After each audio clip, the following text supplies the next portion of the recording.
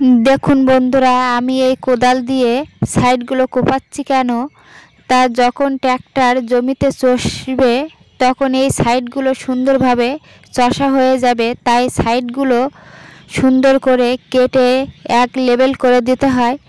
তা দাদার কাছ থেকে আমি একটু নিয়ে সাইডগুলো কপিয়ে দিচ্ছি দেখুন। আর আমার মেয়ে দাঁড়িয়ে দাঁড়িয়ে দেখছে। আর এই যে এই সাইডে সর্ষে গাছগুলো ভেঙে রেখে দিয়েছে, আর ওই দিকটায় ঝাড়া চলছে সর্ষে গাছ। আর কিছু জায়গায় রোবা হয়ে গেছে ট্র্যাক্টর দিয়ে। আর আমাদের জমিটা এই সবে জল দিয়ে ভেজানো হবে আজকে, তাই আলির চতুর্দিকটায় কপিয়ে সাইজ করে নেওয়া হচ্ছে। আর দেখুন বন্ধুরা, কিছুদিন আগে এই ক্ষেতগুলো সর্ষে ক্ষেত ছিল, হলুদ হয়েছিল চতুর্দিকটায়। আর এখন সর্ষে ক্ষেতগুলো সর্ষে ভেঙে এবার হয়ে যাবে ধান ক্ষেত। তা সবাই ঝটপট করে জমিতে জল দিয়ে কপিয়ে ট্র্যাক্টর দিয়ে সাইজ করে নিয়েই রুয়ে দিচ্ছে দেখুন। তা দাদা চলে এসেছে সকাল সকাল আজকে ক্ষেতে, এসে চতুর্দিকটায় কপিয়ে সাইজ করে দিচ্ছে।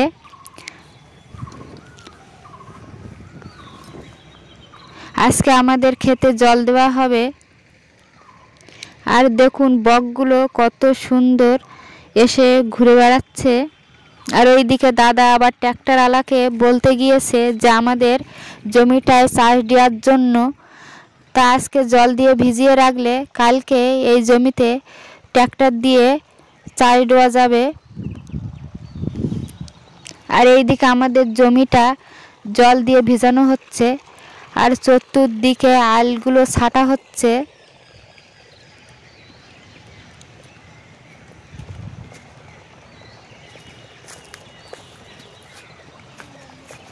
দেখুন বন্ধুরা, এই যে জল দিয়ে এরকম ভিজিয়ে দিলে জমিটা নরম হয়ে যায়, আর এইতে ট্র্যাক্টর দিলে সুন্দরভাবে চষা হয়ে যাবে জমিটা। আর ওই যে ওদের জমিটা চষছে।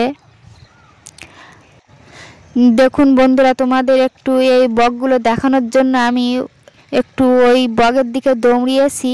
আর বকগুলো কি সুন্দর উড়ে যাচ্ছে, আর ভিউজটা দেখুন কত সুন্দর লাগলো, সেটাই দেখানোর জন্য একটু বকের দিকে এগিয়ে গিয়েছিলাম। আর এই দিকে তোমাদের দাদা এই যে গাছের গোড়াগুলো সুন্দর করে লেবেল করে দিচ্ছে, না হলে ট্র্যাক্টর এই সাইড দিয়ে ভালোভাবে চষে দেবে না। তাই